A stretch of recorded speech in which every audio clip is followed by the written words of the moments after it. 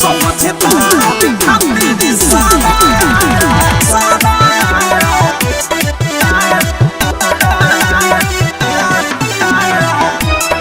समझदार खातिर सारा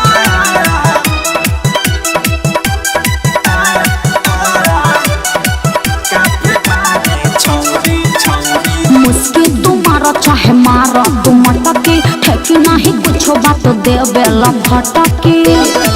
हेड़ में मत पड़ा सुना मुस्की तुम्हारा चाहे मारा तुम अटके ठेकी नहीं कुछ बात देवे लपटके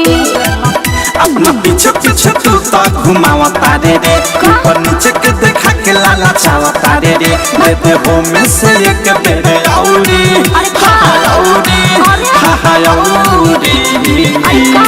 समझदार खातिर सारा काफी बादे छौरी समझदार खातिर सारा काफी बादे छौरी साफ पागल है काफी बादे छौरी समझदार खातिर सारा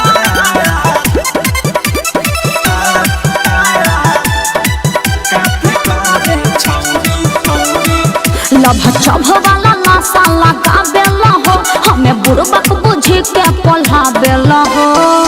ऐसन ऐसन लड़की मत बुझ खानदानी हो छुआई नहीं होई तनी छुए द हो जवानी के रस तनी छुए द हो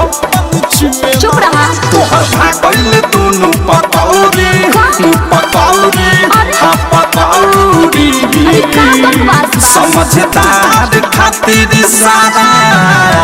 काफी बादे छौरी समझदार खातिर सारा काफी बादे छौरी नॉनसेंस समझदार खातिर सारा काफी बादे छौरी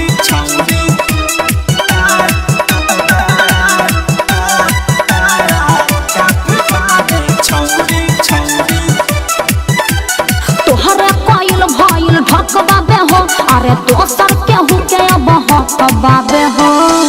ज्यादा लाशा मत लगावा हम लहला पिता तक कई साल हो गई पूरा बिकी 20 साल के हाल हो गई प्रेमियों देसना बोली है सऊदी रे सऊदी हाँ सऊदी समझदार खातिर सारा काफी बादे छौरी समझदार खातिर सारा काफी बादे छौरी मुस्की तुम्हारा चाहे मारा तुम अटकी ठेकी नहीं कुछ बात देवे लपटकी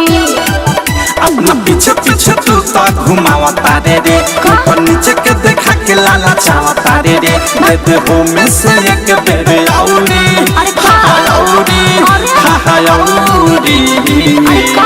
समझदार खातिर सारा